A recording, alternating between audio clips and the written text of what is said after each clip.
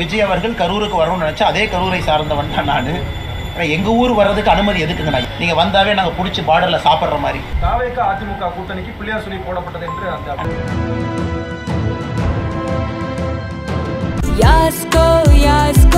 Yasco shirts and trousers.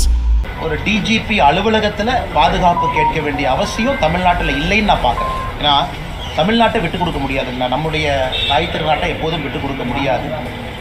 எங்கே வேண்டுமானாலும் எந்த நேரத்தில் யார் வேண்டுமானாலும் நம்முடைய தமிழ்நாட்டில் எந்த பகுதிக்கு போகலாம். அப்படி ஒன்றும் இது இந்தியாவில் இருக்கக்கூடிய சில பகுதிகளைப் போல் அச்சுறுத்தலோடு நான் பர்மிஷன் வாங்கிட்டு போனேன் அப்படிலாம் இல்லைங்கண்ணா. அதனால் இந்த விஷயத்தை பொறுத்தவரை நான் அரசியல் செய்யலைங்கன்னா தைரியமாக போகலாம். அரசியல் தலைவர்கள் போகிறதுக்கு என்ன, ஒரு நாள் முன்னாடி சொல்லிட்டு கூட போகலாம். அவங்க பாதுகாப்பு அவங்க தான் பார்த்துக்கணும். காவல்துறை இருக்கிறாங்க, அவங்களும் பாதுகாப்பாங்க. அதனால் திரு விஜய் அவர்கள் கரூருக்கு வரணும்னு நினச்சா அதே கரூரை சார்ந்தவன் தான் நான். எங்கள் ஊர் வர்றதுக்கு அனுமதி எதுக்குங்கண்ணா? யார் வேணாலும் வரலாமே. ஏன்னா இந்த நேரத்தில் நான் கரூர் மக்களையும் விட்டு கொடுக்க முடியாது. ஏன்னா எங்கள் ஊருக்கு வர்றது ஏதோ ரொம்ப கஷ்டம்னா அப்போ எங்கள் ஊரில் என்ன பூதகரமான மக்கள் இருக்கிறாங்களா? நீங்கள் வந்தாவே நாங்கள் பிடிச்சி பார்டரில் சாப்பிட்ற மாதிரி. அதனால் தயவு செஞ்சு எங்கள் ஊருக்கு வாங்க. யாரை பார்க்க வேண்டும் என்று நினைக்கின்றீர்களோ அந்த மக்களை பாருங்கள். ரொம்ப அன்பானவர்கள். தவறு நடந்திருக்கலாம், ஒரு ஸ்டாம்பிங் நடந்திருக்கலாம். அதற்கான காரணம் யார், அதை நடவடிக்கை எடுப்பாங்க. அதுக்காக கரூருக்குள்ளே போகிறதே ஒரு அச்சுறுத்தல் அப்படிங்கிற மாதிரி ஒரு விஷயத்தை நாம் ஏற்படுத்த வேண்டாம். அது கரூரில் இருக்கக்கூடிய மக்களுக்கும் கரூரை பற்றியும் தவறான ஒரு எண்ணம் வெளியே வரும். அது வேண்டாம் என்று நினைக்கின்றேன். நாகேந்திரன் சொல்லும்போது கரூர் சொல்லும்போது ஒரு உயிருக்கு ஆபத்து ஏற்பட வாய்ப்பு இருக்கு அப்படின்ற ஒரு கருத்துமே நீ காலத்தில் நான் மாநில தலைவரான நயினார் நாகேந்திரன் நான் பேசுனதை நான் கவனிக்கலைங்களா? I'm sorry. அதனால் ஒரு கரூர்காரனாக தமிழ்நாட்டினுடைய இந்த மண்ணினுடைய மைந்தனாக நான் சொல்வது, நம்ம ஊருக்குள்ளே யார் வேண்டுமானாலும் எங்கே வேணாலும் போகலாம். புதுசாக நாம் ஒரு குவாலிட்டி ஆரம்பிக்க வேண்டாம். இங்கே போகிறதுக்கு பயமாக இருக்குது, அங்கே போகிறதுக்கு பயமாக இருக்குது, அச்சுறுத்தல் இருக்குன்னு.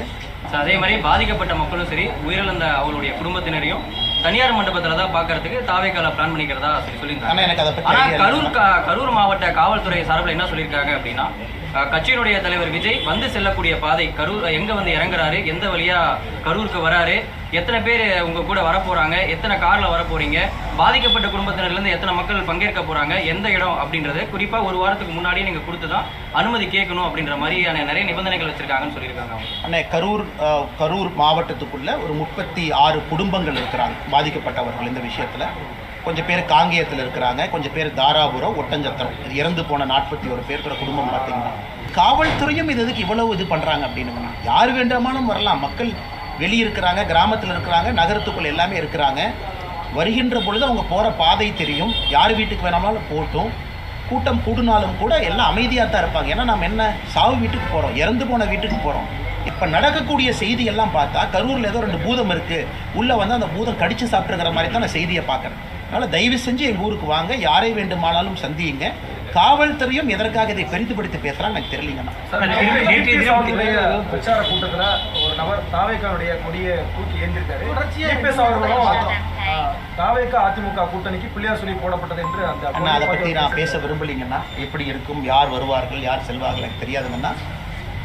எது நடந்தாலும் தமிழகத்திற்கு நல்லது நடக்கட்டும். நான் முதல்ல இருந்து என்னுடைய நிலைப்பாடு உங்களுக்கு தனிப்பட்ட முறையிலேயே சொல்லிகிட்டு இருக்கேன், கட்சியினுடைய ஒரு தொண்டனாகவும் சொல்லிகிட்டு இருக்கேங்கன்னா, ஐடியாலஜி வந்து வேறு வேறு நேர்கோட்டு பாதையில் இருக்கும் பொழுது அவங்க ஒரு லைனில், நாம் ஒரு லைனில், இன்னொருத்தர் ஒரு லைனில், அது எந்த அளவுக்கு மெர்ஜாகவும் தெரியல. அதனால் பொறுத்திருப்போம். 2026 தேர்தலுக்கு இன்னும் ரொம்ப தூரம் இருக்குது. யார் எப்படி வருவார்கள் எல்லாம் கூட காலம் பதில் சொல்லும்.